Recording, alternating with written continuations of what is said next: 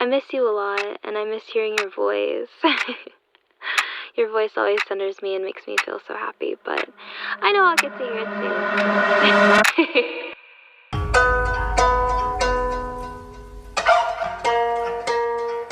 soon. I'm sure you guys have a lot of questions on how I just popped up on your feed and randomly became semi-famous. Well, I'm going to answer all those questions for you in this story.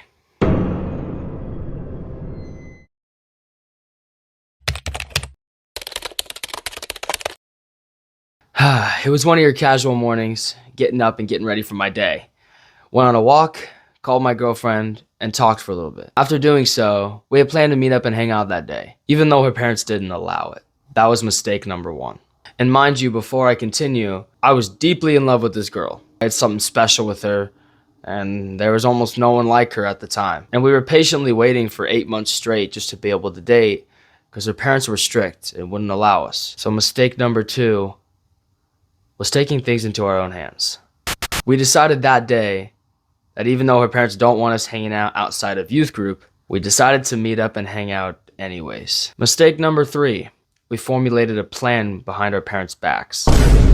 Part of that plan was I was going to drive over to her house, but tell my parents I was hanging out with my buddy Alex. That was mistake number five. The last mistake was getting in the car with her, because shortly after I got home, my parents were asking me questions. At first, I thought it was going to be easy to play off, so I just lied, which worked until they checked my location.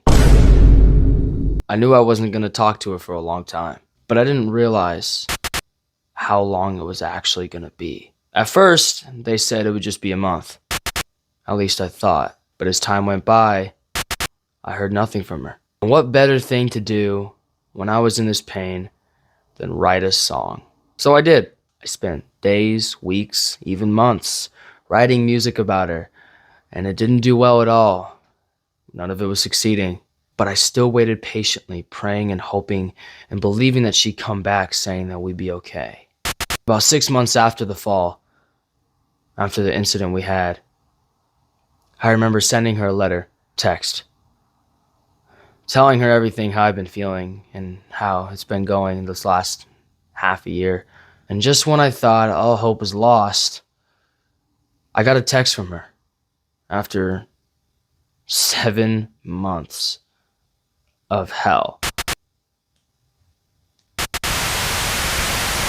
But it wasn't what I was hoping for. You see, I was hoping for her to come back and say, we're okay and we're back together and my parents are going to let us start over. But no, when she came back, she was a completely different person. I didn't even recognize the way she texted, the way she typed. It was all different. She said it would be better off if we were just never in our lives again. And that was the ultimate downfall of everything. Disappointment, depression, anxiety, sadness, the entire package, as you can imagine, came right after it. Which led me to making your guys' favorite song, Obsessed, by Kate and Mac. I spent weeks writing this song, producing it, promoting it, and then I finally dropped it. And at first, Obsessed did horrible. It didn't get any streams, didn't get any views. So I gave up. Stopped promoting, stopped putting out music, and stopped putting out social media. And I thought all hope was lost. I thought even after all this heartbreak, I'll just never be able to turn it into music that people can relate to. Because I knew that if I went through trauma and hard times, which there's so much more to this story that you guys aren't even aware of, this is the short version, that maybe they could relate and maybe they'd listen to my music because I've been through what they went through and I know how it feels. But I wasn't getting anywhere, so I just gave up. About a month and a half later, I was praying because I was still making music. And I said, God, I don't know what I'm supposed to do with this. And I'm giving up on it. But is there anything, any hope left? And the next morning, I heard a voice saying that I should take one of my favorite songs and put a rap into it. At first, I thought this was a ridiculous idea. because nobody's ever done that and it's not popular. And mind you, I'd still have not posted a single social media post about my music in over 2 months. But I decided to give it a shot. Arcade by Duncan Lawrence. I took his song and put a rap into it, and I thought it sounded terrible. Man, I didn't promote it for the first week that I just had it there in my library and my files. But wouldn't you know it, that got all 25,000 of you people here to follow me, and my music got over 2 million views. And that was the start of my rap career as Kid Mac, and how all you guys know me now.